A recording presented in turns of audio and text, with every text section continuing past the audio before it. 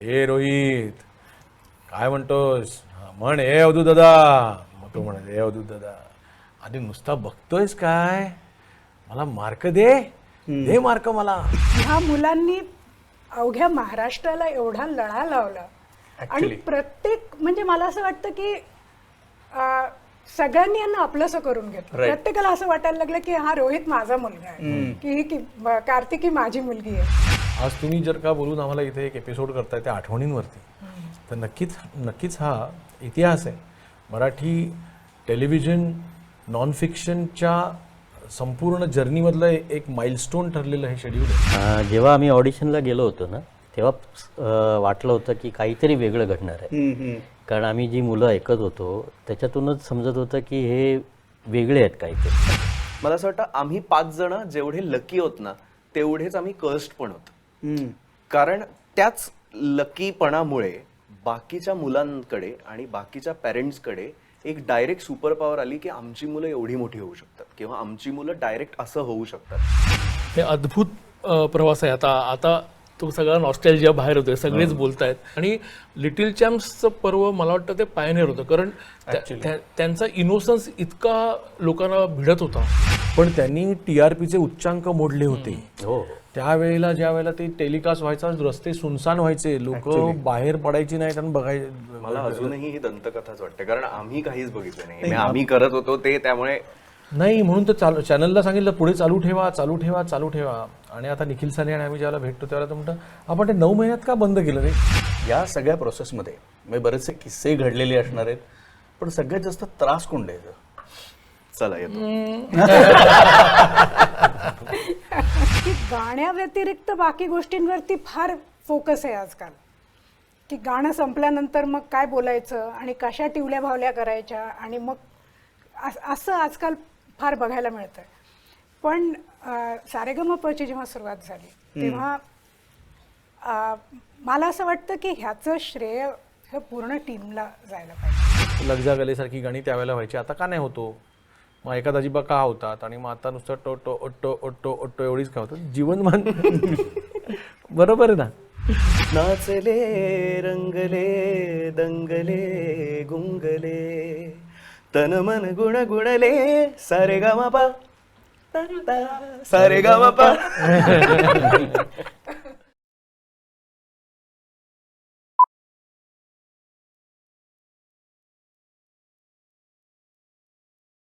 गायन गीत सुरेल नवे जे रसिकांचे मन रिझवे संगीताने जग भरले हे स्वप्न स्वरांचे उलगडले नाचले रंगले दंगले गुंगले तन मन गुण गुणले सारे गामापा सारे गामापा. अर्थात प्रेक्षकांना तुमच्या लक्षात आलंच असेल की क्राफ्टच्या या मंचावरती सारेगामा लिटिल चॅम्प्स पर्व 1 चे सर्व शिलेदार खरं तर आलेले आहेत. आणि कमलेश दादा, राजन सर, पल्लवीताई, अवधूत दादा आणि रोहित, तुमच्या सगळ्यांचं मनापासून स्वागत. खरं तर एपिसोड हा व्हावा याच्यासाठी अनेक वर्ष प्रयत्न करत होतो आम्ही. तारखा जुळत नव्हत्या, काही अडचणी येत होत्या, पण आज तो प्रसंग आला आहे. आणि खरंच रोहितनी इतकी सुंदर सुरुवात केली. ती सुरुवात केल्याच्या नंतर खरंच नॉस्टॅल्जिक झालो आहे आम्ही पण. भयंकर. आम्ही इथे आल्यापासूनच झालो. पाठीमागे एपिसोड होण्याच्या आधी एक एपिसोड आतमध्ये झाला BTS. वेल, खरं तर सारेगामा शोच्या म्हणजे त्या टायटल सॉन्गमध्ये एक ओळ आहे की संगीताने जग भरले हे स्वप्न सुरांचे उलगडले. रोहित वगळता बाकी तुम्ही सगळेच लिटिल चॅम्प्सच्या त्या सीझनच्या आधीपासून त्या फ्रँचायझीची तुम्ही या ना त्या याच्याने तुम्ही ती पर्व केली होती. आणि लिटिल चॅम्प्सच्या पहिल्या सीझनमध्ये असं काय वेगळेपण होतं आणि तुमचं जग या निमित्ताने किती बदललं? ओके. आणि रोहित, तुला स्पेसिफिक हा प्रश्न आहे की हे स्वप्न स्वरांचे उलगडले या ओळीनुसार या शोनी या सीझननी तुझं स्वरांचं स्वप्न कसं उलगडलं गेलं? Okay. I guess I start that. मला असं वाटतं माझं स्वप्न जे सुरांचं होतं ते मी त्या मंचावरनं बघायला लागलो. त्याच्या आधीपर्यंत आपल्याला दिलेल्या गाण्याचं करायचंय काय, आपल्याला दिलेल्या देवाने आशीर्वादाचं करायचंय काय, ह्याच्यासाठीची वाट कुठेच नव्हती किंवा एक रस्ता नव्हता शोधायला. मला असं वाटतं सारेगमपच्या मंचाने तो रस्ता दिला. ती काय म्हणतात त्याला, ती एक वाट दाखवली ज्या दिशेने आम्हाला सगळ्यांना जायचं होतं किंवा पोचायचं होतं. प्लस वेगळे पैलू संगीतातलेच, की तुम्ही जरीही गायक असलात तरी फक्त गायकच राहणं हे तुमचं काय म्हणतात त्याला एक अल्टिमेट गोल नसू शकतो. कधी कधी वेगळाही काहीतरी असू शकतं. आणि ज्याचं इन्स्पिरेशन आय गेस पल्लवीताई जेव्हा जेव्हा म्हणायची स्टेजवर की फ्युचर कॉम्बो म्युझिक डिरेक्टर, तेव्हा तर अर्थही माहिती नव्हता ह्या 3 शब्दांचा. मला हे 3 वेगळे शब्द वाटायचे तेव्हा. तर आणि एकत्र काहीतरी जोडून मला दिलंय ना. आणि आय वॉज ऑलवेज जेलस की अरे यार, आर्याला केवढं सुंदर प्रिटी अंगल नाव दिलंय, मुग्धाला मॉनिटर दिलंय, प्रथमेशला मोदक दिलंय, कार्तिकी देवी म्हणतात. मला का असं इंग्लिश वगैरे नाव दिलंय, मला तर माहितीही नाही याचा अर्थ. बट ते सीझन संपेपर्यंत because of all the team, Zee team आम्हाला सपोर्ट करायला होती तिथे, त्या सगळ्या टीममुळे ना एक मुळात स्वप्न बघायचंय काय हे कळलं. आणि मला असं वाटतं त्याच्यानंतरचा जो प्रवास आहे तो अजूनही आम्ही उलगडतोय. सो तो कम्प्लीट झाल्याशिवाय कसं सांगणार की कसा होतोय. नाही, मला खरं तर त्याच्या आधी 3 शेड्यूल झाली होती. आणि मला ज्या वेळेला सारेगमपचा जज म्हणून विचारलं, आणि अजय भालवणकर त्यावेळेला होते, आणि त्यांनी मला आणि देवकीताईंना एका जुहूच्या पंचतारांकित हॉटेलमध्ये भेटायला बोलवलं पहिल्यांदा. मला आधी विचारून झालं होतं, आणि मी म्हटलं की पण देवकीताई आणि ते कसं जमणार सगळं प्रकरण, ते त्यांचे विचार केवढे वेगळे. आणि मी तर मला विचार माझे कुठले ते माहीतच नव्हते, माझे ठरायचे होते विचार. तर म्हटलं ते त्यावेळेला तिथूनच एक काय म्हणतात गुगली बॉल होता माझ्यासाठी, की मी परीक्षण कसं करणार, मी त्याच्या कमेंट्स कशा देणार. आणि पहिलं पर्व झालं, दुसरं झालं, मला वाटतं हे 5वं होतं ना आपलं, साधारण 4 पर्व झाली असावीत आधी. आणि ह्या पर्वापर्यंत मी तसा रुळलो होतो, पण हे पर्व माझ्यासाठी खूप सरप्राईजेस घेऊन आलं. मला स्वतःला जज किंवा परीक्षक ह्या किंवा गायक संगीतकार ह्या पलीकडे जाऊन मी स्वतःला एक माणूस म्हणून मला स्वतःचं एक नवीन ओळख करून देणारं हे पर्व ठरलं. की तोपर्यंत मला 2006ची गोष्ट असेल, नाही किती, 7ला सुरू झालं सारे. हां. सो माझा मोठा मुलगा तोपर्यंत एक 4-1 वर्षाचा होता, लहान. आणि त्याच्याशी मी जसं बोलायचो तसं ह्या मुलांशी बोलायला लागलो. आणि मग मी वडील दादा ह्या भूमिकेत स्वतःला बघायला इतकी मजा आली की त्याच्यानंतर मग हे रोहित काय म्हणतोस, म्हण हे अवधूत दादा. मग तो म्हणत हे अवधूत दादा, आधी नुसता बघतोयस काय, मला मार्क दे मार्क मला, असं त्यांच्याशी बोलायला लागलो. आणि हे सगळं करताना मला स्वतःतला माझी स्वतःच्या वेगळ्या कॉर्नरची, माझ्या पर्सनॅलिटीच्या वेगळी ओळख झाली. त्यामुळे मी त्या काळाचा, या आजूबाजूच्या सगळ्यांचा, राजनजींचा आणि चॅनलचा मी अतिशय उपकृत आहे. त्यांनी ते उपकार मी फेडू शकत नाही की एक वेगळ्या अवधूत गुप्तेची ओळख मलाच त्यांनी करून दिली. असं आहे, उलगडलो मी तुमच्या, मला स्वतःला वेगळा उलगडलो.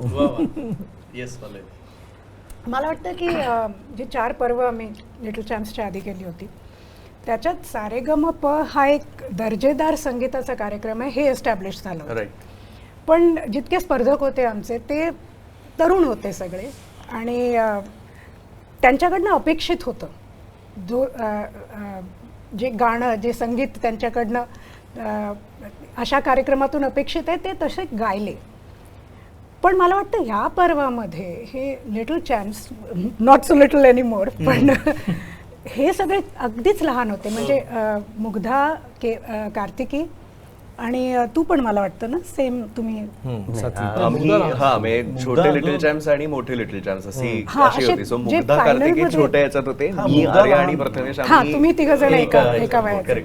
पण ह्या सगळ्याचं जे काय जे रसायन झालं आणि जे टॅलेंट ह्या मुलांनी दाखवलं, त्या म्हणजे फक्त ह्या 5 जणांनी नाही, ओव्हरऑल जो आमचा सगळ्यांनी. पूर्ण सीझन होता त्याच्यात केतकी माटेगावकर पण होते आणि आणखीन पण मला आता नावं आठवत नाही आहेत, पण 3-4 असे खूप चांगले आम्हाला स्पर्धक मिळाले होते की शेवटी असं वाटत होतं की फायनल्समध्ये कुणाला आणायचं.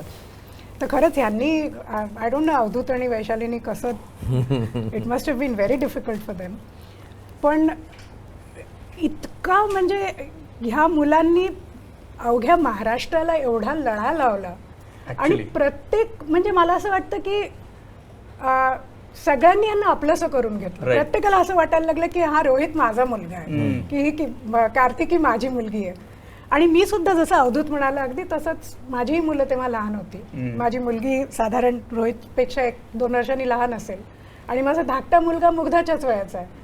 त्याच्यामुळे कुठेतरी एक म्हणजे माहिती होतं की अर्थात हे काम आहे, हे प्रोफेशन आहे, पण तरीसुद्धा जर मल्लिका किंवा मनन तिकडे जर गात असेल तर त्यांच्याकडनं काही चूक झाली, काही झालं तर कसं मी समजवेन त्यांना.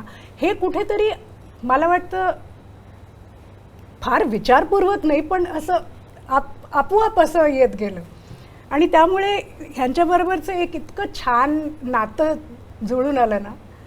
आणि कुठेतरी मला असं वाटतं की जे तुम्ही खरे आहात, जे तुम्ही फील करता ते कुठेतरी पडद्यावर दिसतं. Right. ती जी ऑनेस्टी आहे ती पडद्यावर दिसते. आणि हे मी अगदी सुरुवातीपासून म्हणजे मी स्वतः ॲक्टर असल्याकारणाने हे मी सुरुवातीपासून हे जपलं आहे की जी ऑनेस्टी तुमच्या परफॉर्मन्समध्ये आहे तीच ऑनेस्टी त्या प्रेक्षकांपर्यंत पोचते. त्याच्यामुळे आमच्या सगळ्यांमध्ये आमच्या सगळ्यांच्या जे इंटरपर्सनल रिलेशन्स होते त्याच्यामध्ये आमची जी काही चेष्टामस्करी व्हायची, जी मजा करायचो आम्ही आणि जे आमचं आपसातलं सगळ्यांचं नातं होतं ते इतक्या ऑनेस्टली लोकांपर्यंत पोचलं की हे पर्व तर मला वाटतं सर्वात जास्ती आम्ही चालवलं. नाही किती महिने चाललं? 8-9 महिने. 8-9 महिने चालले ते. नाही आणि पल्लवी ताई आत्ता बोलता बोलता जसं सांगितलं की मुलांशी बोलता आणि ती प्युरिटी दिसायची आम्हाला. म्हणजे प्रेक्षक म्हणून आम्ही जेव्हा किंवा अवधूत दादाशी परीक्षक म्हणून पण ती प्युरिटी जी होती की रागवणं सुद्धा काळजीपोटी रागवणं की ही चूक पुन्हा करू नकोस, ती प्युरिटी अक्षरशः दिसायची. थँक्यू सो मच आणि खूप खूप टची मुवमेंट्स ज्याला म्हणतो त्या शेअर केल्या. Yes sir. जेव्हा आम्ही ऑडिशनला गेलो होतो ना तेव्हा वाटलं होतं की काहीतरी वेगळं घडणार आहे. कारण आम्ही जी मुलं ऐकत होतो त्याच्यातूनच समजत होतं की हे वेगळे आहेत काहीतरी. आणि मला वाटतं पल्लवीताईंना फोन केलेला मी की काहीतरी वेगळं घडणार आहे. कारण एवढी सुंदर ती लहान मुलं होती आणि मग माझी मुलगी पण त्यावेळेला 7-8 वर्षाची होती. त्याच्यामुळे एक होतं की 8 वर्षाचं मूल आणि 15 वर्षाचं मूल ह्यांना कसं कॉम्पीट करायचं. आणि मग तेव्हा डोक्यात आलं की नको आपण त्यांना पहिले सुरुवातीलाच नको. कारण सुरुवातीला प्रत्येकाला आम्ही सिलेक्ट करतानाच हा विचार केला होता की एकतर दुसऱ्या प्रोग्राममधून आलेले नको आहेत आपल्याला मुलं, फ्रेश पाहिजे. कारण ना खूपदा त्या लोकांना तिकडे ते सीझन झालेले असतात आणि मग बोलताना आणि वागण्यामध्ये ते सगळं दिसतं आपल्याला. कोरीपाटी हवी. हां. आणि आपण त्यांना घडवूया सगळे मिळून. राईट. आणि त्यामुळे मग ते 2 सीझन वेगवेगळे हे करायचं ठरलं. सोमवारी लिटिल चॅम्प आणि मंगळवारी सिनियर चॅम्प. आणि मग त्याच्यामुळे आम्हाला गाणी पण त्याप्रमाणे घेता आली. जी आता म्हणजे रोहित आता जवळजवळ 12-13 वर्षाचा होता, त्याच्याकडून जी नाही गाऊन घेत आहेत ती आम्ही मुग्धाकडून सांग सांग भोलानाथ किंवा अशी गाणी जी अगदी 8 वर्षाचं ती गाणी आम्हाला त्यांच्याकडून घेता आली. आणि त्यांची एक ती कॉम्पिटिशन वेगळी राहिली एका सर्टन स्टेजपर्यंत. आणि मग नंतर ते एका म्हणजे पूर्ण जेव्हा रुळले त्या स्पर्धेला आणि जवळजवळ सुरुवातीचे 3-4 महिन्यानंतर मग ते मिक्स झाले आणि मग त्यांची सगळ्यांची कॉम्पिटिशन सुरू झाली. आणि आम्ही तो प्रयत्न पण त्या वेळेला तसाच केला होता की ती मुलं तशीच त्यांचं जे बालपण आहे ते जपलं गेलं पाहिजे. त्यांना कुठलीच गोष्ट कधी सांगितली नाही, गाण्याच्या व्यतिरिक्त एकही गोष्ट त्यांना कधी आम्ही सांगितली नाही. ते जसे होते तसे तिकडे खेळायचे, रडायचे, भांडायचे, सगळं त्यांना करू दिलं. त्याच्यामुळे ते सगळं घडत गेलं आणि ते जे रिझल्ट तुम्हाला दिसला ना फायनल तो त्याच्यामुळे होता. पण मी सॉरी कमलेश, बोलायच्या आधी एक गोष्ट मला ॲड करायची की आम्ही सगळे तर म्हणजे ऑलमोस्ट त्याच वयाचे सगळे असल्या कारणाने, म्हणजे आमची मुलं त्याच वयाची असल्या कारणाने एक नॅचरली आमचा थोडासा आमचीच मुलं आहेत असा एक बघण्याचा एक दृष्टिकोन होता. पण ह्यांचे जे आईबाप सगळ्यांचे ह्या 5 मुलांचे विशेषतः मी फिल्म इंडस्ट्रीमध्ये बऱ्याच चाइल्ड ॲक्टर्सच्या आईवडिलांना पाहिलेलं आहे. पण ज्या पद्धतीने ह्यांना ते सांभाळायचे सेटवरती आणि कुठेही म्हणजे जराही असं की अरे बघ तू एवढा मोठा स्टार झालायस रोहित, आता सगळे तुला ओळखतात, कधीही नाही. ते टँट्रम्स अजिबात नाही. इतकं नॉर्मल सगळ्या आईवडिलांनी ह्यांना ठेवलं होतं ना, हॅट्स ऑफ त्यांना खरंच. म्हणजे त्याच्यात अपब्रिंगिंग सुद्धा दिसतं. एक छोटासा किस्सा सांगायचा Please, झाला please, तर please. ट्रिक, मी आणि प्रथमेश आम्ही रूम शेअर करायचो, म्हणजे आम्ही दोघं एका रूम मध्ये असायचो. सो माझे बाबा त्याचा बेस्ट परफॉर्मन्स होऊ देत किंवा माझा बेस्ट परफॉर्मन्स होऊ देत मागच्या आठवड्यातला किंवा कोणाचाही असू देत, माझे बाबा प्रत्येक वेळेला दररोज सकाळी रिहर्सलला जाताना आम्हाला बॅग पॅक करायला लावायचे आमची, बर की आजचा शेवटचा दिवस असू शकतो तुमचा, तुम्ही जर चांगले नाही गायलात तर. सो एक काम करा, तुम्हाला मनाची तयारी आत्ताच पाहिजे की तुम्ही जर आउट झालात तर वाईट नाही वाटून घ्यायचं. त्या दिवशीचं गाणं तुमचं छान नाही झालं म्हणून तुम्ही बाहेर पडताय, सो बॅग सकाळी पॅक करून मनाची तयारी करून जा.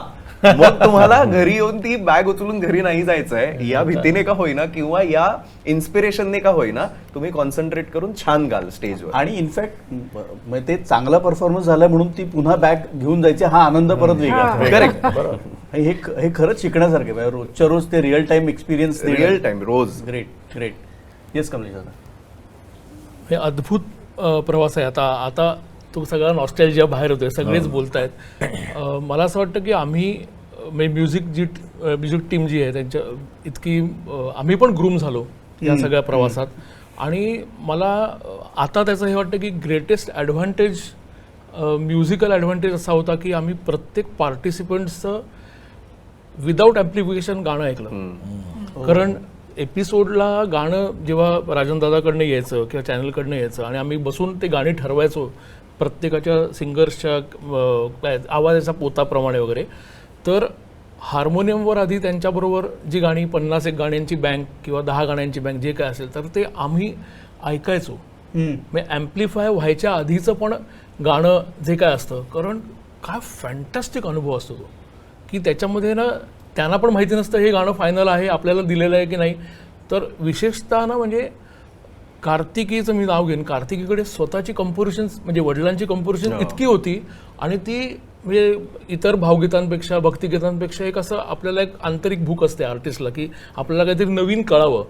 तर कार्तिकीची गाणी ऐकताना असं वाटायचं अरे आता बास रे, ह्याच्या पलीकडे काय. आणि मी नुसते अभंग नाही, आणि अशी अनेक मुलं की ज्यांच्याकडे स्वतःची पण गाणी होती. तर हा पण एक सारेगमचा एक मोठा या प्लॅटफॉर्मचं खूप महत्त्व आहे की खूप नवीन गाणी लॉन्च झाली. आणि लिटिल चॅम्प्सचं पर्व मला वाटतं ते पायनियर होतं, कारण त्यांचा इनोसन्स इतका लोकांना भिडत होता.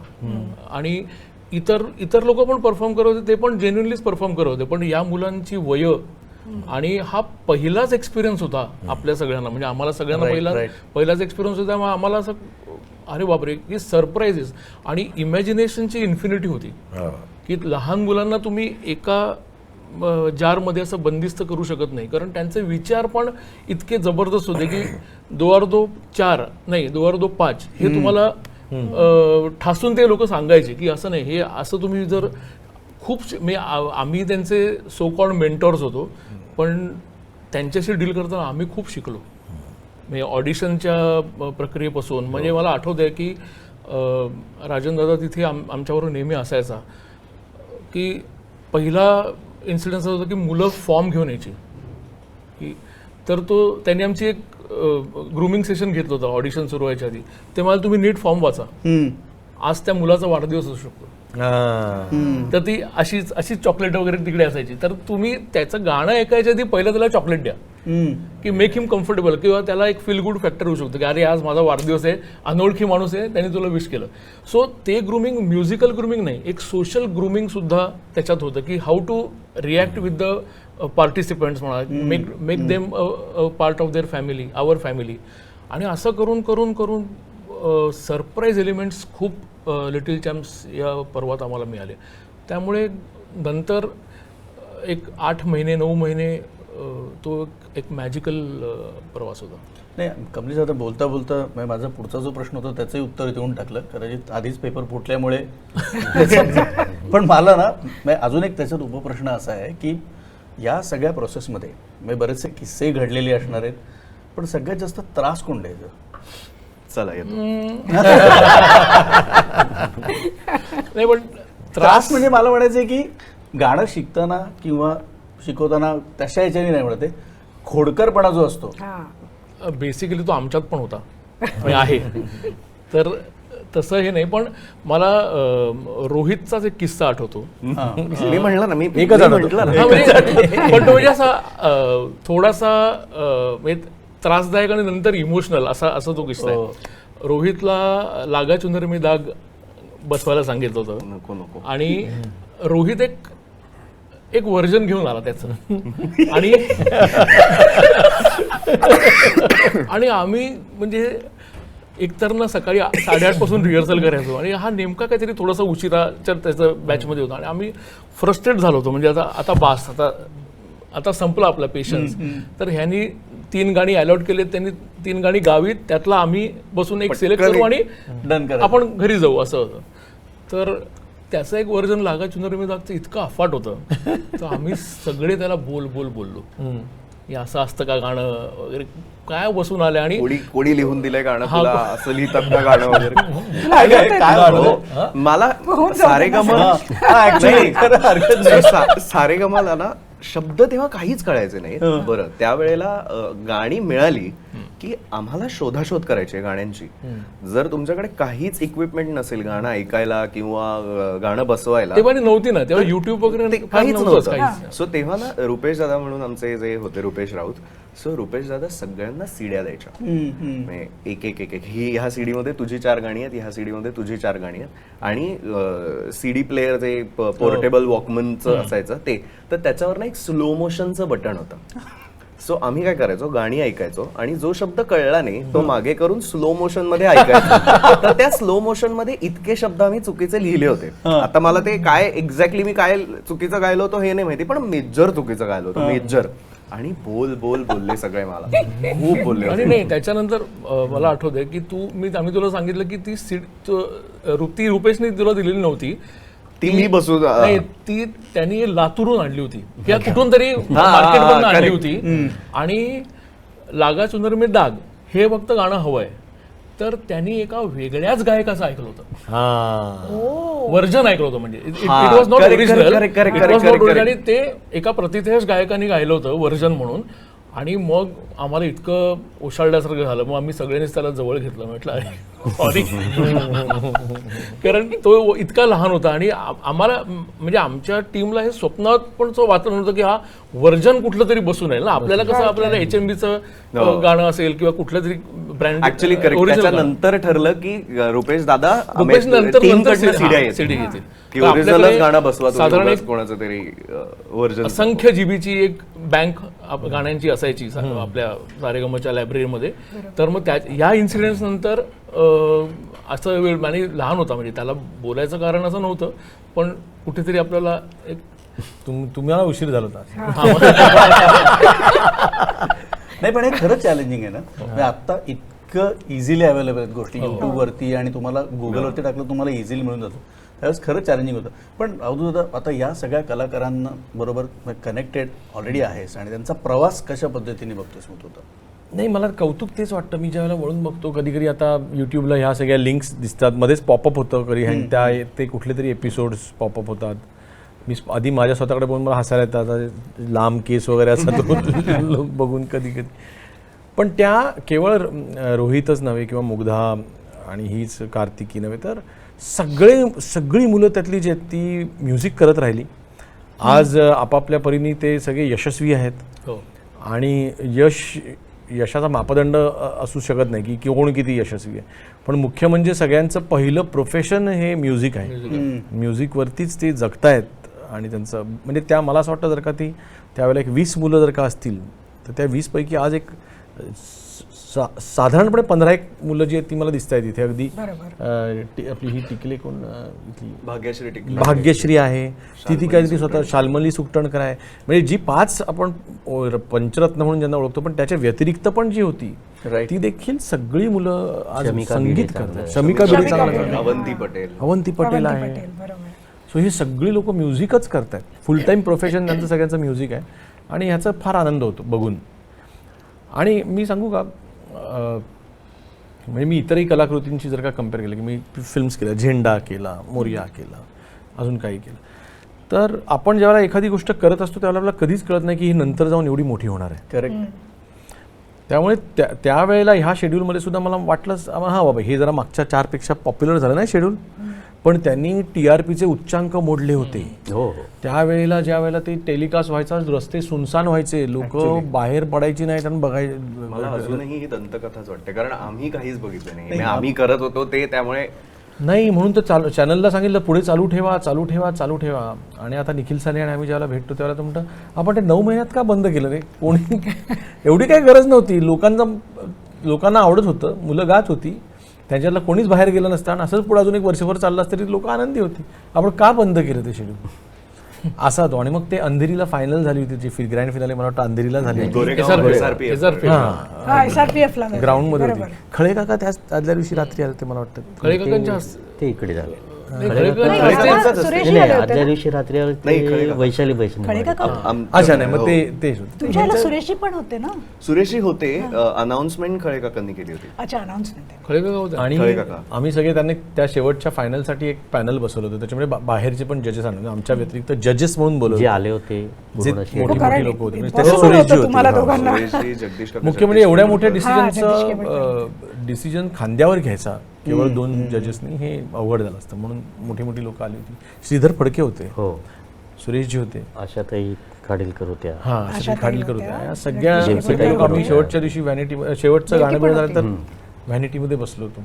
आणि डिफर टेलिकास्ट होतं का मला वाटतं, हो. लाईव्ह टेलिकास्ट चाललं होतं, म्हणजे अर्धा तासाचा अर्धा फरक पाऊण होता. तास. लाईव्ह चाललं होतं, Live हे चाललं चाललं होतं. होतं Live, event live, match yes, सारखं. yes. ते लाईव्ह पण म्हणजे ऍड्स मुळे तो जो ब्रेक होतो हो. सुरुवातीला तेवढाच एक लॅग थोडासा तो. हो. हां. पण म्हणजे असं नाही की आज शूट केलं नाही, नाही, नाही, अगदी, दाखवलं, अगदी. लाईव्ह त्याचं फायनल दाखवलं. अगदी अगदी. आणि ते सगळं प्रेशर होतं. आणि मग ती शेवटची मीटिंग की नक्की कोणाला द्यायचं, आणि त्या आज आता आतली मीटिंगबद्दल सांगायला हरकत नाही की सगळे एवढे मोठे जजेस पण सगळे कन्फ्यूज होते, की कुणालाही वाटत नव्हतं की कोण काकडभर पुढे कोण आहे किंवा नाही, असं आजही आठवून ती मीटिंग आठवतं की नाही. Anyway, coming back to your question, की त्यामुळे त्यावेळेला कधीच वाटलं नाही की आपण एवढं मोठं काहीतरी करतोय, आपण सगळेजण मिळून, की त्यातनं एवढी मोठी करिअर्स घडणार आहेत आणि एक इतिहास आहे. आज तुम्ही जर का बोलून आम्हाला इथे एक एपिसोड करताय त्या आठवणींवरती, तर नक्कीच हा इतिहास आहे. मराठी टेलिव्हिजन नॉन फिक्शनच्या संपूर्ण जर्नीमधलं एक माइलस्टोन ठरलेलं हे शेड्यूल आहे. पण ते करताना कधीच वाटलं नव्हतं की ते एवढं मोठं ठरणार आहे पुढे जाऊन. आज त्याच्यात सगळ्यांचा हात आहे. म्हणजे मी अजून सांगतो की मी पहिल्यांदा जज म्हणून ज्यावेळेला बसलो, म्हणजे ह्या शेड्यूलच्या आधीसुद्धा मला अख्ख्या सेटवरती टेन्शन कोणाचं आलं असेल तर राजन सरांचं आलं होतं. कारण त्याच्या आधी 10 वर्ष 97मध्ये सोनूजी अँकर करायचे आणि मी पार्टिसिपंट म्हणून गेलो होतो आणि मी फायनल जिंकलो होतो. राईट. त्या शेड्यूलला मला आतमध्ये घेणारे राजन सर होते. आम्ही ते एपिसोड अजूनही बघतो. ऑफकोर्स. सो ह्या माणसाचं मला का टेन्शन होतं की ह्यांनी मला पार्टिसिपेंट म्हणून बघितलं येऊन ऑडिशन देताना, आणि आज मी त्यांच्यासमोर जज बाकीच्या लोकांचं ठीक आहे, त्यांच्यासमोर मी जज म्हणून बसताना मग मला त्यांचंच टेन्शन असायचं की मला ते ब्रेक नव्हती करतायत वॉल, की अरे मी यांच्यासमोर मी जजमेंट कसं देऊ, मी यांच्यासमोर कमेंट्स कशा देऊ. आणि सो पण रेस्ट इज द हिस्ट्री. आज आनंद होतो मागे बघून. पण तुझं बाई सम ऑफ अवधूत's कमेंट्स, म्हणजे ते काय तुझं ते टांगा थोडं फरार. एक लहान मुलगी पण आली होती माहिती. नाही पण अवधूत आता म्हणजे अगदी I am not एक्झॅजरेटिंग this point, पण माझ्या घरातलं आणि तू जसं म्हणालास रोहित की आम्हाला माहीत नव्हतं आम्ही काय करतोय ते. खरंच रस्ते सुनसान व्हायचे आणि त्याचं अगदी म्हणजे मनापासून सांगतो, माझे बाबा लिटिल चॅम्प्सचे डायहार्ड फॅन, आणि माझी आत्या बडोद्याला असते गुजरातमध्ये, तर लिटिल चॅम्प्स संपल्यानंतर माझा आत्तेभाऊ तो मुग्धा वैशंपायन आणि रोहित यांचा डायहार्ड फॅन तो. तर बाबांना मॉनिटर, मग ते दोघंजण अशी ॲक्टिंग करायची, ती गाताना अशी करायची ना ती. मग बाबांनी दादाला सांगितलं की ते एपिसोड मिळतील का आता कुठे बघायला, आता ते काय. मग दादांनी यूट्यूबवरती ते सगळे शोधून काढले आणि बाबा लिटरली बडोद्यामध्ये बाकी ते आतमध्ये गेले की ते उघडून ते सगळे एपिसोड बघून काढले सगळे बघितले. म्हणजे मला ते आत्ता एकदम आठवलं की जसं अवधूतने सांगितलं की आम्ही काय करतोय आणि हे एवढं सुंदर केलंय तुम्ही का, म्हणून त्याची आर्कायव्हल व्हॅल्यू आहे ती. आणि म्हणूनच आम्ही भाग्यवान आहोत की आम्हाला तुम्ही आज इथे या व्यासपीठावरती, खरं तर स्वरपीठ म्हणायला पाहिजे हे, की तुम्ही आलात इथे. झी मराठी सारेगमप लिटिल चॅम्प्सचं पहिलं पर्व, ज्या पर्वामुळे माझी ओळख निर्माण झाली, जगभरातील मराठी रसिक प्रेक्षकांनी ज्या पर्वावर भरभरून असं प्रेम केलं, असं आमचं पर्व जे 2008-9 साली झालं. आणि याच पर्वातील आठवणींना उजाळा देण्यासाठी आज राजन सर, कमलेश दादा, अवधूत दादा, पल्लवीताई, रोहित हे सगळे तिथे उपस्थित आहेत. सगळ्यांना नमस्कार. खरं तर 9 ते 9.5 महिने सुरू असलेलं आमचं हे पर्व, या पर्वाच्या इतक्या साऱ्या आठवणी आहेत आणि त्या अशा 2 मिनिटात सांगता येणं खरंच मुश्किल आहे. पण या पर्वाचं, हे पर्व इतकं यशस्वी होण्यामागचं कारण ते म्हणजे ही सगळी टीम आहे. राजन सर हे आमच्या पर्वाचे दिग्दर्शक होते आणि शूटिंगच्या दरम्यान अगदी बारीक सारीक गोष्टींपासून सरांचं एवढं लक्ष असायचं. मला एक आठवण सांगावीशी वाटते की मेकअप आमचा सुरू असताना, म्हणजे आम्ही मुली सगळ्या मेकअप करत होतो आणि मेकअप आर्टिस्ट जे आहेत त्यांना सांगण्यासाठी आवर्जून सर तिथे आले आणि त्यांना म्हणाले की मुलींना काजळ, आयलायनर लावू नका, त्या मोठ्या दिसतील, त्यांचं वय जे आहे ते लहान तेवढंच दिसू देत, म्हणजे त्यांचं बालपण कुठेही हरवायला नको. म्हणजे इतक्या बारीक सारीक गोष्टींपासनं सरांचं सगळ्या गोष्टींवर लक्ष होतं. आणि आमचं गाण्याचं सिलेक्शन म्हणाल तर कमलेश दादा, राजन सर, अजयाताई, आदितीताई, वर्षा मावशी हे सगळे आमच्या गाण्यांचं सिलेक्शन करायचे. अगदी प्रभातकालीन गाण्यांपासून ते नवीन गाण्यांपर्यंत सगळे प्रकार आम्ही सारेगामाच्या दरम्यान सादर केले. आजही ह्या गाण्यांची फरमाईश आम्हाला कार्यक्रमामध्ये होत असते. आणि पर्सनली माझ्याबद्दल सांगायचं झालं तर माझ्या वडिलांनी संगीतबद्ध केलेल्या अनेक संत रचना गाण्याचं भाग्य मला या पर्वाच्या दरम्यान मिळालं. आमचं गाणं चांगलं होण्यासाठी तिथे अगदी खेळीमेळीचं वातावरण तयार केलं होतं अवधूत दादा, वैशालीताई, पल्लवीताई यांनी. आमचं गाणं झाल्यानंतर जरी गाण्यात काही चुकलं जरी असेल तरी ते अवधूत दादा आणि वैशालीताई इतक्या गोड पद्धतीने सांगायचे की ते म्हणजे काय चुकलंय हेही लक्षात यायचं, पण ते आमचं कौतुकही इतकं करायचे की पुढच्या गाण्यासाठी आम्हाला खरंच खूप प्रोत्साहन मिळायचं. आणि आईची आठवण आली की पल्लवीताईकडे बघावं, इतकं गोड पल्लवीताईंनी आम्हाला सांभाळून घेतलंय की गाणं सुरू व्हायच्या अगोदर त्या इतकं छान बोलायच्या आमच्याबरोबर की अर्धं टेन्शन तिथेच कमी व्हायचं. आणि त्याचबरोबर रोहित आता आमच्या 5ही जणांचं प्रतिनिधित्व करत तिथे उपस्थित आहे. तर रोहितबद्दल सांगायचं झालं किंवा आम्ही सगळेच, म्हणजे आम्ही ह्या पर्वात इतकं आम्हाला शिकायला मिळालं आहे आणि कुठेही आमच्या 5ही जणांच्या डोक्यात कुठेही कॉम्पिटिशन अशी बिलकुल नव्हती. आमच्यात इतकी सुंदर मैत्री आहे आणि आम्ही प्रत्येकाच्या गाण्याचा तितकाच आनंद घेतलेला आहे. अजूनही एखाद्याचं गाणं, आमच्यापैकी कोणाचंही गाणं काही नवीन आलं तर आम्ही फोन करून लगेच कौतुक करतो.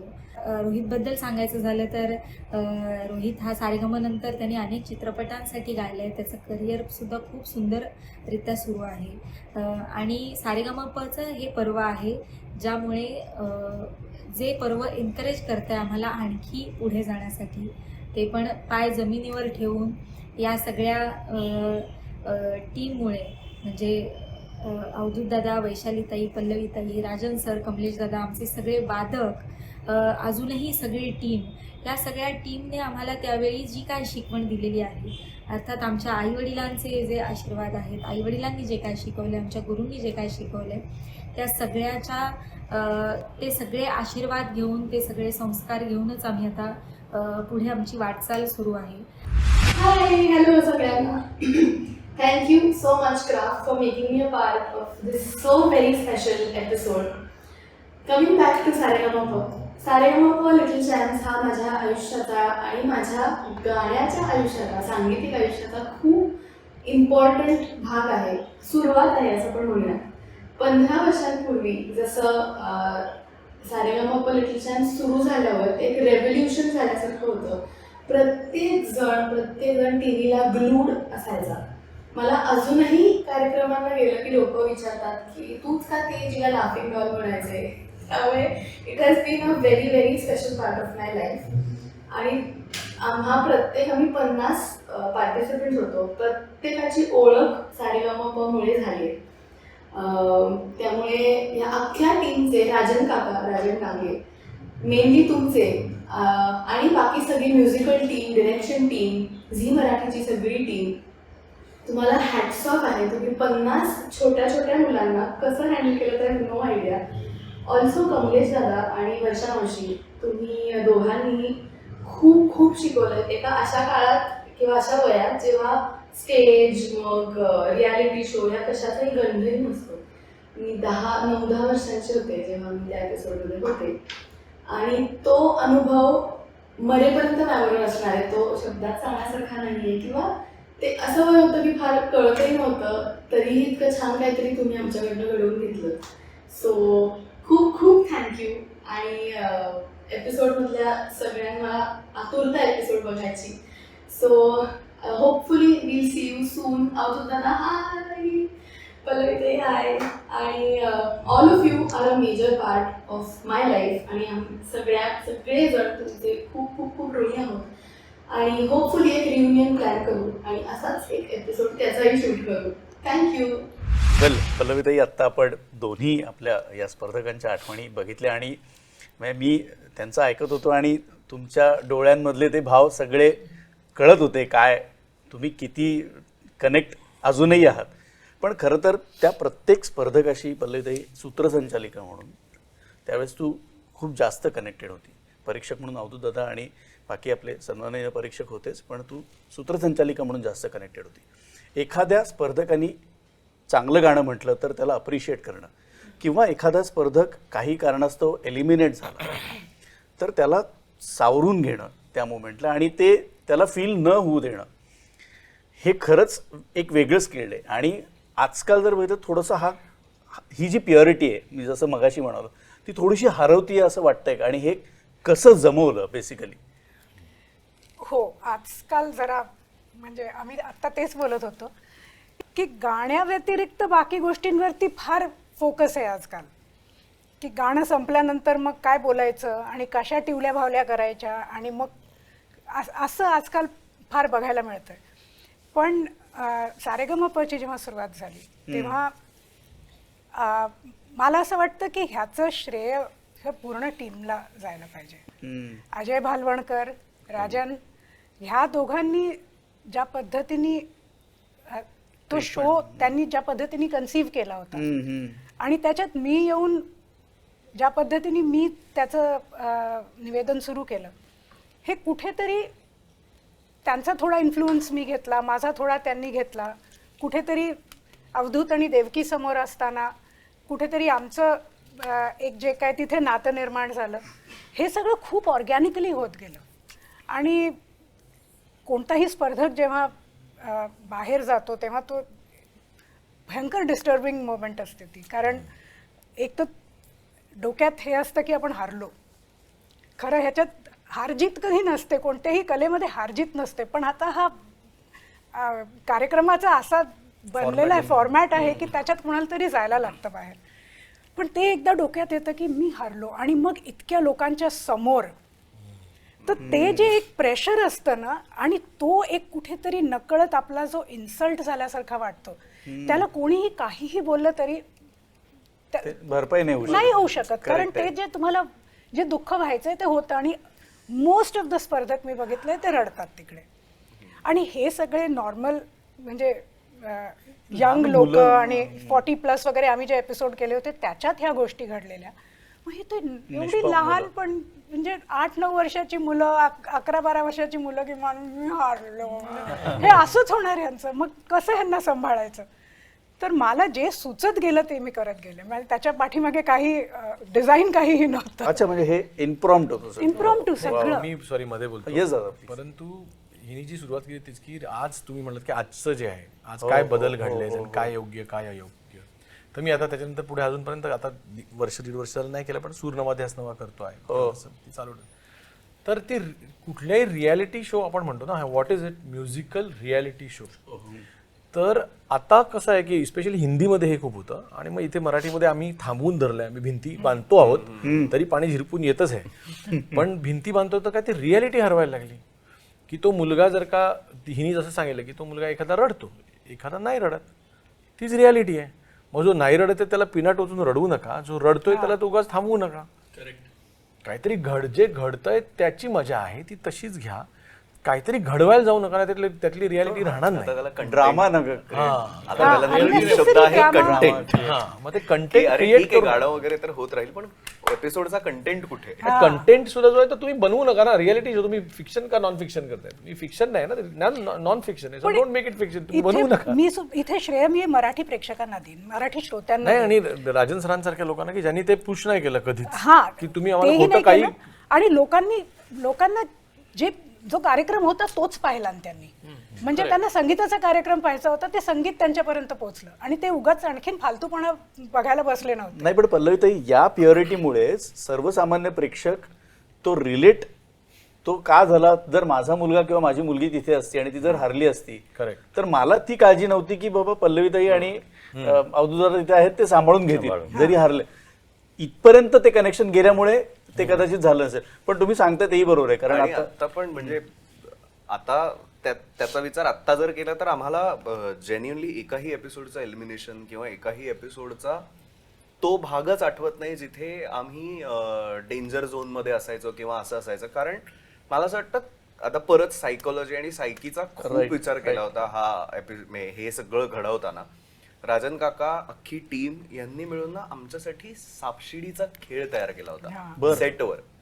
सो तुम्हाला मार्क किती मिळाले त्या हिशोबाने तुम्ही तेवढे पुढे जाणार आणि लेजिट सापशिडी होती. सो आता त्यात अख्ख्या टीमचं कॅल्क्युलेटिव्ह डोकं खूप कमाल होतं की बरोबर कसे ते पॉइंट्स मिळवायचे.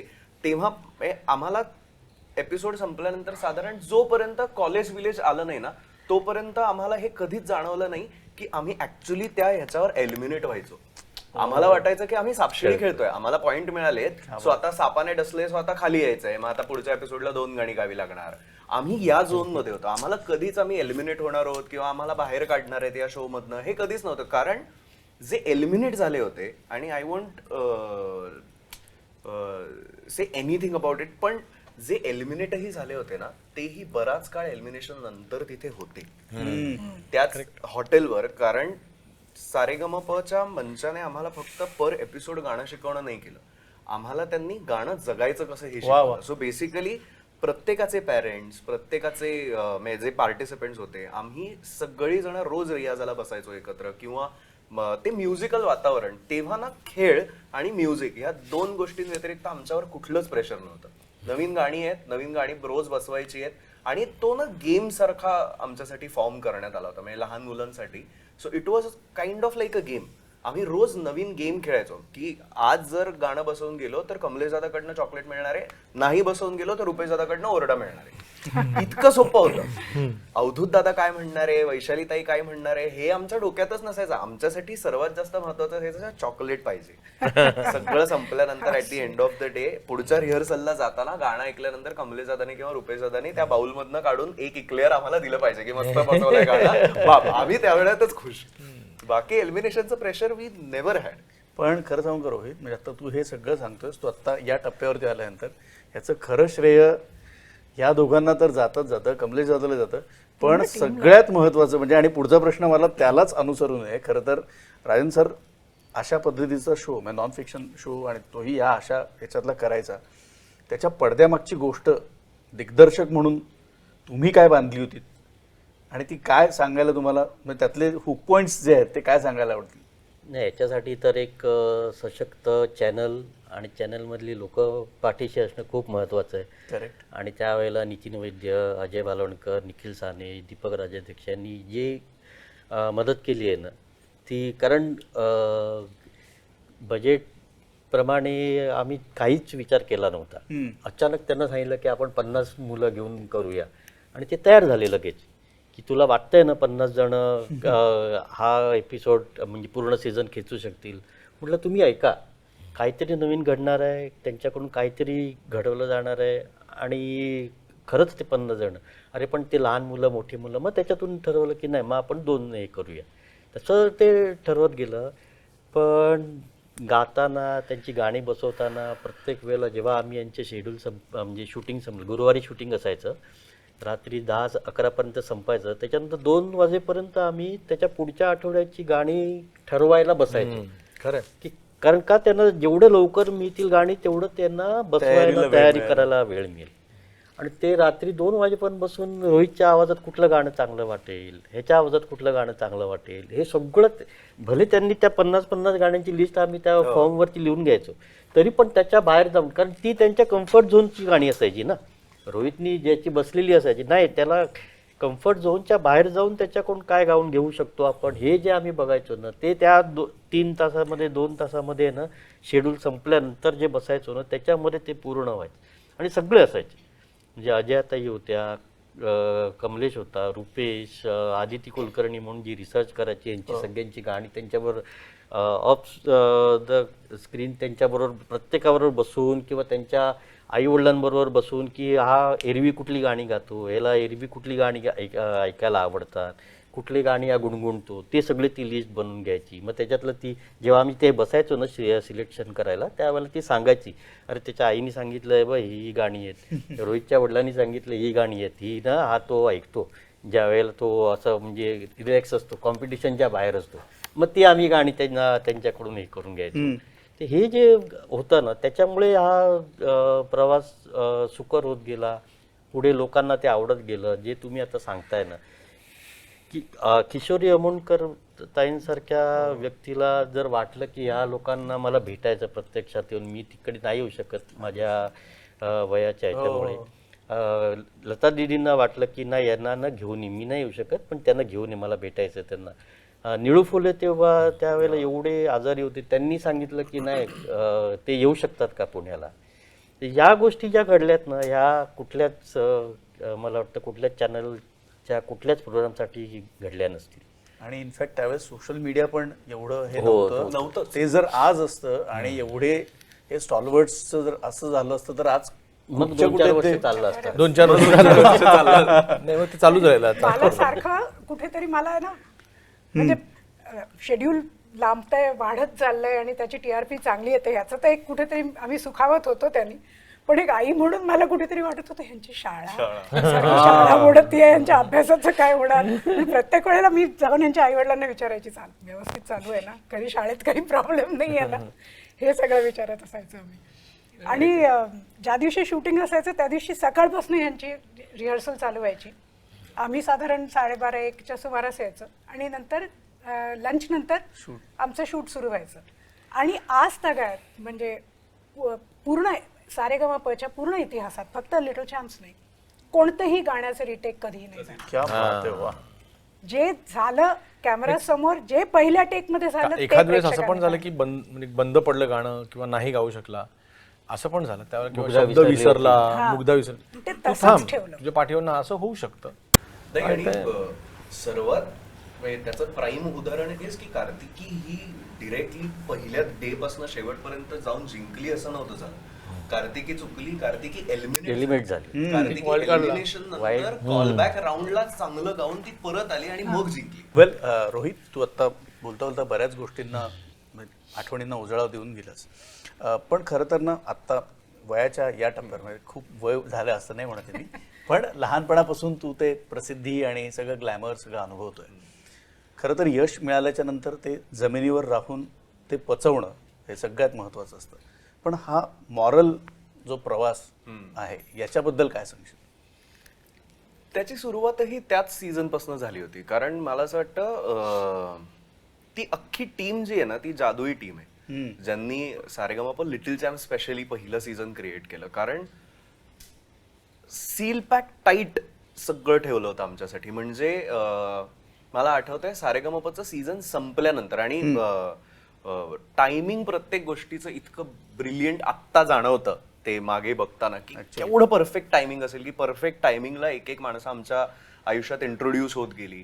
म्हणजे मला आठवतंय पहिले 1 महिना ऑडिशन झाल्यानंतर ते एपिसोड सुरू व्हायच्या 1 महिना आमचं ग्रूमिंग चालू होतं.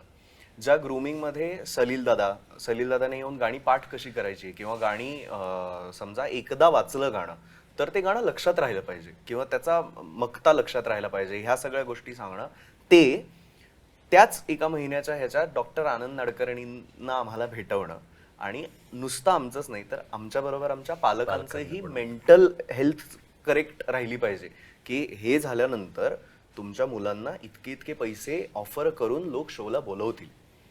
तुम्ही विचार करायचा ह्याचा की ह्याला विकायला काढायचा आहे की ह्याला घरी ठेवायचं आहे आणि छान शिकवून पूर्ण करिअर घडवायचं आहे. बेसिकली ना खूप सोपे सोपे प्रश्न विचारून आमच्याकडनं सोपी उत्तरं काढून घेऊन डॉक्टर आनंद नाडकर्णींनी छान आम्हाला प्रत्येकाच्या पॅरेंट्सनं ग्रूम केलं, आम्हाला ग्रूम केलं की कितीही काहीही झालं तरी डोक्यात हवा नाही गेली पाहिजे किंवा गेली जरी समजा बट नॅचरल आहे एवढ्या प्रसिद्धीनंतर आणि स्पेशली एवढ्या लहान वयात त्या मिळाल्यानंतर ते सगळं डोक्यात हवा जाणं खूप साहजिक आणि स्वाभाविक आहे.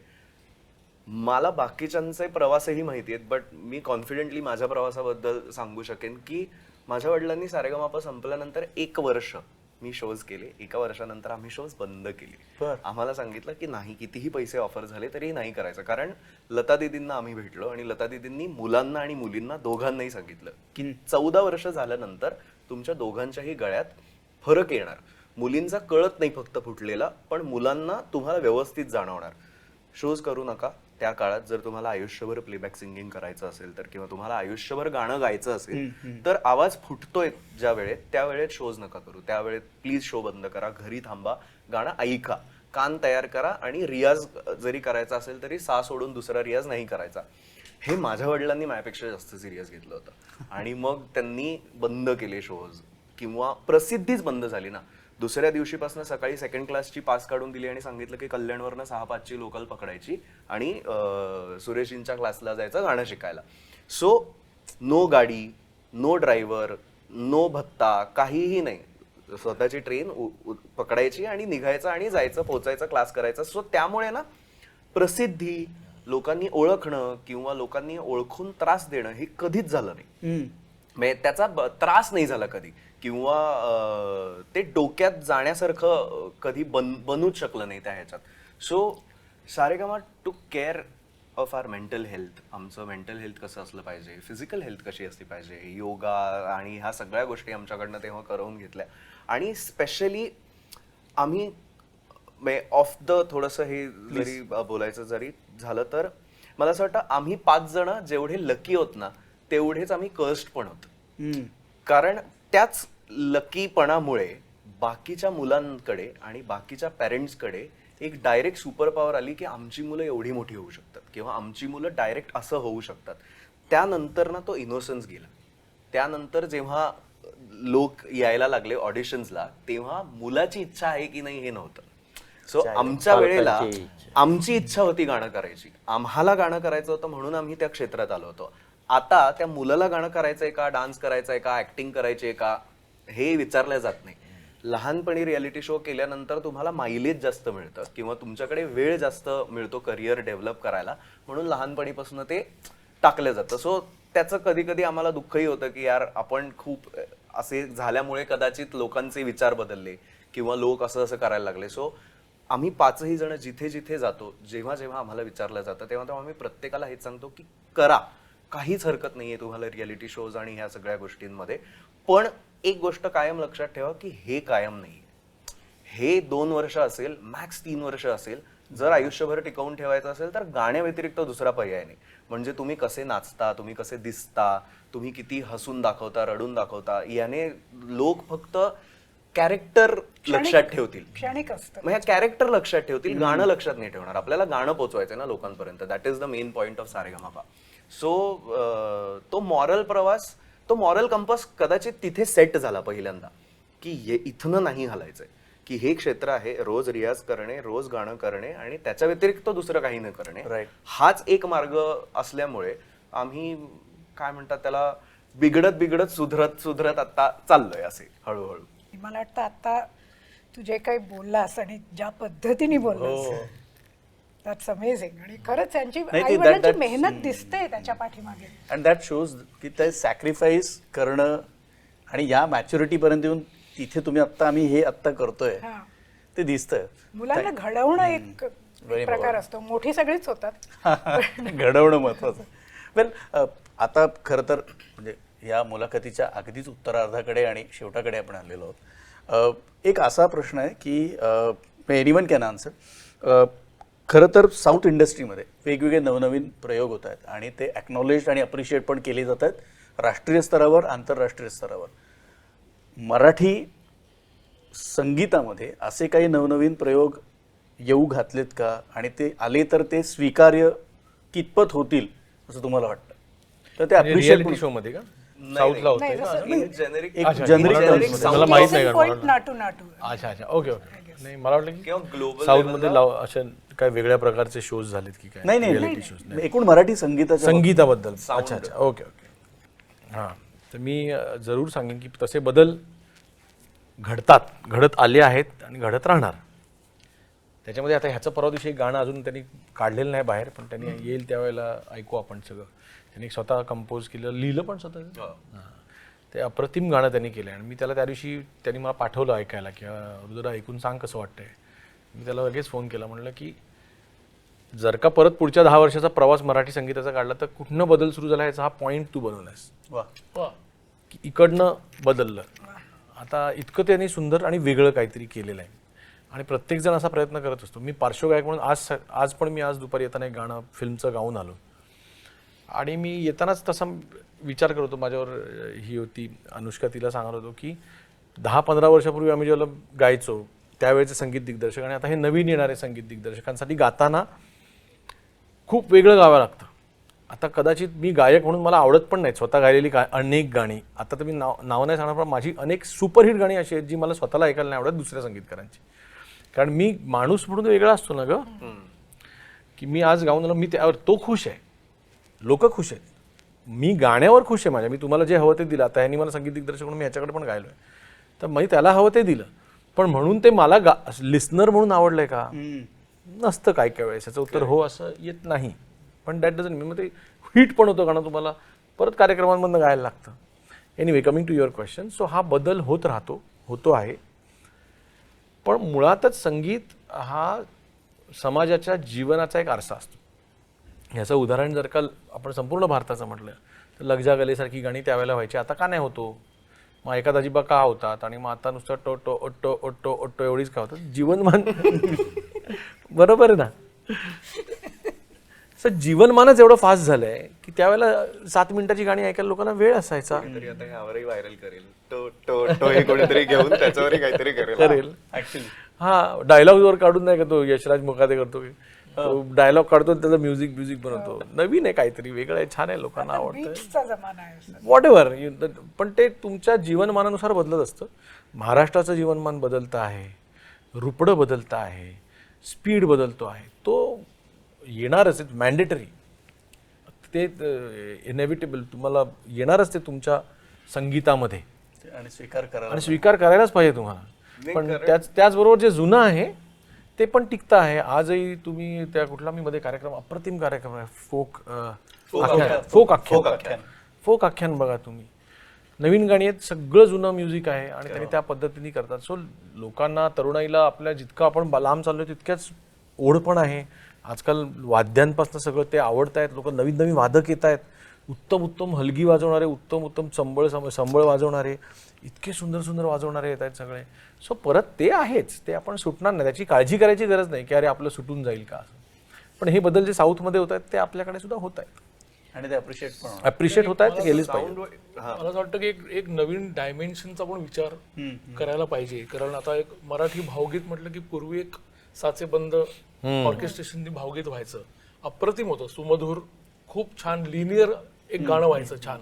त्याच्यानंतर लेअरिंग सुरू झालं, म्हणजे शंकर जयकिशननी, ऑब्लिगेटोज, सेबेस्टियननी जे अरेंजर्स म्युझिक करायला लागले, तर आपल्याकडे ऑर्केस्ट्रेशनचं पण खूप प्रमाण वाढायला लागलं. हिंदीमध्ये ऑब्व्हियसली जास्त एक्सप्लोर झालं कारण कदाचित बजेटचा भाग असेल. मराठीत पण ते होत गेलं. आता मागच्या वर्षी मला एक ऑपॉर्च्युनिटी मिळाली रॉयल फिलार्मोनिक ऑर्केस्ट्रा लंडन बरोबर गाणं करायची. तर ते मी कंपोज केलं आणि सरस्वती वंदना होती. पण सरस्वती वंदना जर मी इथल्या माइंडसेटनी जर रेकॉर्ड केली असती तर सतार फ्लूट घेऊन केली असती. पण तिथे माझ्याकडे रॉयल फिलार्मोनिक ऑर्केस्ट्राचे 101 म्युझिशियन्स होते. सो एक 40 लाईनचं म्युझिक तुम्हाला सरस्वती वंदनेला लिहायला लागलं. तर ते मी 6 महिने काम करत होतो. कारण माझ्यासारख्या मी असं कधी गाणं केलं नव्हतं आणि ॲबी रोड्स मध्ये ते रेकॉर्ड झालं. त्यामुळे ॲबी रोडमध्ये कदाचित ते मराठी रेकॉर्ड झालेलं पहिलं गाणं असू शकतं. सो त्याचा संगीतकार होणं किंवा त्याचा अरेंजर होणं आणि त्याच्यामध्ये त्या लोकांशी इंटरॅक्शन करण्याची, आता ते डायमेन्शन बदललं ना, की तेव्हा तुम्ही इथे उगाच फिलार्मोनिक ऑर्केस्ट्रा करून आपण गाणं करायचं म्हणून नाही, ती अपॉर्च्युनिटी पण तुम्हाला मिळाली आणि ते अपॉर्च्युनिटी करताना तुम्हाला त्या गाण्याचा सगळा जो हे आहे डोलारा आहे तो चालीचा डोलारा जपावा लागतो, की उगाच ओव्हरपॉवर करून कॅक कॅक कॅक कॅक करून असं नाही करू शकत. ती एक सँटिटी तुम्हाला निर्माण करायला लागते. बॅलन्स. पण असे अनुभव खूप कमी कदाचित येत असतील, पण ते तुम्हाला खूप शिकवून जातात. नाहीतर there was no opportunity to write 40 lines music. Correct. 101 लोकांसाठी तुम्ही असं नाही करू शकत. तो म्हणजे असं आपण आता ॲक्सेसेबल आहेत, प्रोडक्शन हाऊसेस अशी आहेत की एक मराठी गाणं ॲबी रोडला जाऊन त्यांनी प्रोड्यूस केलं. आणि साऊथ इंडियन म्युझिक किंवा मराठी म्युझिक ह्यातला सर्वात मोठा डिफरन्स हा आहे ना, की they are more technologically advance than us. जे फक्त वस्तू अवेलेबल असणं हा मुद्दा नाही आहे, शिक्षण अवेलेबल असणं हा मुद्दा आहे. सो मला असं वाटतं त्यांच्याकडे खूप सुंदर शैक्षणिक पद्धती आहे संगीतासाठीची, ज्याच्यातनं मुलं लहानपणीपासून संगीतात ग्रूम होतात आणि त्यांच्याकडचा नवीन जो साऊंड आहे तो ऍक्च्युली नवीन नसून तो इनोव्हेटिव्ह साऊंड आहे, तो त्यांचा साऊंड आहे. There is nothing new about it. आणि the only thing new about it is की त्यांनी त्यांचं सगळं संगीत रूटेड ठेवून ग्लोबली पोहोचवण्याचा प्रयत्न केला. त्यांची चाल अजूनही तशीच आहे जी एक माणूस साधा बसून हार्मोनियमवरही गाऊ शकेल, पण त्याच्या आजूबाजूचा जो काही डोलारा, जसं कमलेश दादा म्हणाला, तो ते खूप सुंदर पद्धतीने बनवतात. आणि आता मराठीत नवीन प्रोड्युसर्स किंवा नवीन जे संगीतकार, गीतकार, सिंगर्स येत आहेत ना, they are not just doing आधीचं कोणीतरी केलेलं गाणं. म्हणजे एरा वाईज सगळं डिफरन्शिएट मला दिसताना ते एरा वाईज डिफरन्शिएट दिसतं. जसं we got inspired by Avadhoot दादा, वैशालीताई आणि स्वप्नील बांदोडकर सर, की हे तिघं पहिले होते ज्यांनी इंडिपेंडंट म्युझिकची सुरुवात केली किंवा नवीन साऊंड आला.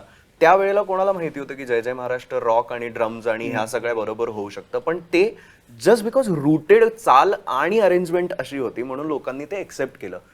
सेम वे आता गुलाबी साडी किंवा अशी जी काही गाणी इन्स्टावर व्हायरल होतात किंवा ह्याच्यावर व्हायरल होतात, त्यातही मला असं वाटतं एक गोष्ट जी कायम आहे, जे म्युझिक हिट होतंय त्याच्यामध्ये, आणि माझ्यासाठी हिट म्हणजे जे तुम्ही कधीही गुणगुणू शकता ते हिट आहे. जस्ट बिकॉज 6 दिवस काहीतरी ट्रेंडिंगवर चाललंय ते बनवायला जायचं आणि तसाच काहीतरी ट्रेंडी साऊंड करायचा is not something which I am going to do. So माझ्यासाठी चाल किंवा तसं रूटेड असणं खूप महत्वाचं वाटतं. सो मला असं वाटतं नवीन कंपोजर, बाजी असेल, बाजा आहे, पद्मनाभ गायकवाड आहे, सो ही देवदत्त बाजी आहे. सो ही लोकांना नवीन साऊंड आणण्याचा प्रयत्न करतात आणि जे काम अवधूत दादा, अजय अतुल सर, अजित समीर किंवा हे जे नवीन कंपोजर्स होते ज्यांची गाणी ऐकून, निलेश मोरेर दादा, पंकज पडघन, अमित राज यांची गाणी ऐकून ना नवीन साऊंड आम्ही प्रत्येक वेळेला इंट्रोड्यूस करण्याचा प्रयत्न केलेला आहे ऑलरेडी मराठी म्युझिकमध्ये. मला फक्त रेशो जो आहे तो आत्ता कदाचित टेक्नॉलॉजीमुळे थोडासा वाढला असेल, but there is no doubt की चांगल्या चालीशिवाय किंवा चांगल्या साऊंडशिवाय पर्याय नाही आहे. सो गुड रूटेड चाल जर असेल आणि त्याच्यावर जर साऊंड छान डेव्हलप होऊन येणारा असेल तर मला असं वाटतं खूप मजा येईल काम करायला. वा. नवीन नवीन आविष्कार करणं फार गरजेचं आहे आणि जागतिक पातळीवर ते कितपत फेमस होईल मला वाटतं ते इट्स वन्स इन अ वे कधीतरी असं होतं. आणि साऊथ इंडियन फिल्म इंडस्ट्रीमध्ये मुख्य हे गोष्ट ही आहे की त्यांची जे बजेट्स आहेत ते कधी कधी हिंदीपेक्षाही जास्ती असतात आणि 4च टेरिटरी आहेत त्यांच्याकडे, तरी सुद्धा म्हणजे तेलुगू पिक्चर, तामिळ पिक्चर तुम्ही बघा, काय कोट्यवधी रुपयांचे बजेट्स असतात त्यांच्याकडे. त्याच्यामुळे एखादं जर तुम्ही नाटू नाटू सारखं तुम्हाला गाणं आलं तर त्याच्यावर तुम्हाला तो ज्युनियर NTR आणि रामचरण मिळतात आणि ते सगळं रसायन तुमचं असं तयार होतं की ते फायनली ऑस्कर्स पर्यंत जातं. किंवा जसं ते कोणतरी ते रजनीकांतचा जावई ते एकदम व्हायरल झालं, सायचं गाणं एकदम व्हायरल झालं. असे व्हायरॅलिटीसाठी खूप मिळतात काही काही. तसं ह्याचंही खूप ऐका दाजीबा पण प्रचंड व्हायरल झालं होतं गाणं. एवढं सो असं मला असं वाटतं की आविष्कार करत राहणं हे आणि ते आजकालची नवीन पिढी करू शकते. म्हणजे त्यांच्याकडे जसं हा म्हणाला की नवीन नवीन साऊंड नवीन नवीन बीट्स ते खूप आता विचार करताना मी आमची विचारधारा सांगतो. नवीन आम्ही जे काही करण्याचा प्रयत्न करतो, आम्ही कधीच आता मराठी गाणीच करतो. म्हणजे मला पहिले विचारलं तर मला मराठीत सुचतं पहिले. सो मी मराठीत पहिले लिहिणार, मराठीत मी ती चाल करणार किंवा हे जरी केलं तरीही आम्ही कुठेच हे मराठी सिनेमासाठी करूया किंवा हे मराठी अल्बमसाठी करूया हा विचार कधीच नसतो. आम्ही आता नाव we get inspired by Bryan Adams. त्याला आमची काही चूक नाहीये. आम्हाला ऐकायलाच एवढ्या व्हेरायटीचं म्युझिक मिळालं या सगळ्या सोशल मीडिया आणि ग्लोबलायझेशनमुळे की आम्हाला ब्रायन ॲडम्स पासनं कोल्ड प्ले पासनं सगळ्यांचीच गाणी आम्हाला ऐकून इन्स्पायर करतात. आणि तशी किंवा त्याच्यापासून इन्स्पायर होऊन जेव्हा आम्ही मराठी गाणी करायला जातो तेव्हा वी मेक शुअर की हे आपलंच वाटलं पाहिजे, हे मराठीच वाटलं पाहिजे. हे ओव्हर पॉवरिंग किंवा उगाच काहीतरी इंग्लिश गाण्यासारखं केलंय आणि हिंदी गाण्यासारखं केलंय न वाटता, इन्फ्लुएन्स न होता इन्स्पायर्ड म्युझिक जर असेल तर ते जास्त वर करतं आणि ते लवकर लोकांच्या मनापर्यंत पोहोचतं. वा वा, ग्रेट. मला वाटतंय खरं तर ना आता म्हणजे लिटिल चॅम्प्सचं आता ते लिटिल चॅम्प आता दे ग्रोन अप चाइल्ड आणि आता ते इतक्या मॅच्युअर्डली विचार करतात आणि they believe in change. So nothing is constant accept change. तो जो चेंज आहे तो त्यांनी ॲक्सेप्ट केला आणि व्हॉट दे वॉन्ट म्हणजे त्यांना रूट पण सोडायचं नाहीये, चेंज पण ॲक्सेप्ट करायचं आहे. Hats off to you Rohit. म्हणजे आय मीन हा तोच रोहित आहे. एक्झॅक्टली. आणि आय एम सो प्राऊड. याचे विचार ऐकून मला खरंच खूप कॉन्स्टेंट एंकर इज इज्जते शोहरते उल्फते कुछ भी इस दुनिया में रहता नहीं, कल कोई और था, आज कोई और है, वो भी एक दौर था, ये भी एक दौर आहे. वा वा वा. आमचं म्हणणं एवढंच आहे कायम की आमच्या संगीतामुळे लोकांच्या चेहऱ्यावर 3 मिनिटं का होईना स्माईल आली पाहिजे. ते त्यांचं टेन्शन विसरले पाहिजे. Otherwise there is no point of being an artist. Pack up तुझं माझं चाललं आता. घेतली या लोकांनी. क्या म्हणजे अशा नोटवरती येऊन थांबलं आता की खरं तर एपिसोड संपवायचा नाही असं मनोमन मला वाटतंय. आणि मला वाटतंय की त्याचा आता तो पूर्णविराम देण्यापेक्षा त्याला स्वल्पविराम दिलेलाच बरा. आणि तो स्वल्पविराम मला वाटतं अवधूत दादाच्या गाण्यानी व्हावा असं. क्या बात आहे. बापरे. मला एकदम स्वल्पविराम म्हणजे नंतर परत पुढे दुसरा एपिसोड करायचा आहे. हा म्हणजे आमची इच्छा आहे. अच्छा, आज नाही ना म्हणजे आज नाही. मला वाटलं आम्ही एवढं नाही, नाही, शब्दबंबाळ आज नाही. एपिसोड केला आम्ही, नाही. तरी तुम्ही घायाळ झाले नाही. नाही घायाळ झालं म्हणूनच अजून ती वेदना चांगली असते ना कधी कधी. कुठलं गाव रे मला आता पटकन सुचलं. हो हो सांग. आयदर सखे तुझ्या नावाचं याड लावलं किंवा रॉंग नंबर किंवा कुठलंही तुला आवडतं.